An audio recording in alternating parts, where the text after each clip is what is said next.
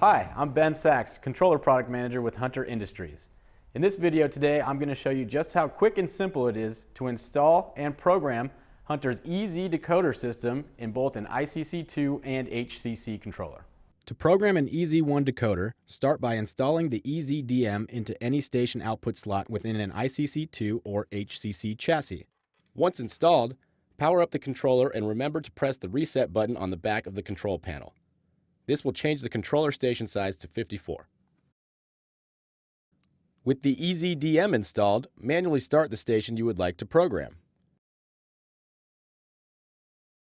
The EZDM's LED will flash green indicating the station is active. You can start the station via the ICC2 or HCC control panel with a Roam or Roam XL remote or via smartphone through the Hydrawise or Centralus apps. Once the station is running, simply insert the red and blue wires on the decoder into the programming port. Either wire can go into either hole. Next, press the program button labeled PRG.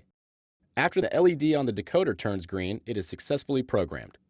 After the decoder is programmed, write the station number on the decoder. To reprogram a decoder, simply activate a different station and follow the same programming steps. To program a decoder as a pump master valve, simply insert the red and blue wires into the programming port without activating any station. The EZDM LED will be a solid green indicating the power is on. Push the PRG button and wait for the decoder light to turn green. It's that easy. If you're going to use a decoder for pump master valve output, you will need to connect a short jumper wire from the controller pump master valve output to the pump master valve terminal on the EZDM. If you're simply going to hardwire for the pump master valve, just wire to the PMV terminal on the power module as you normally would. To help with diagnostics and troubleshooting, the EZ Decoder's LED light flashes once per second while a station is running. This happens regardless if the decoder is being used for a station or as a pump master valve.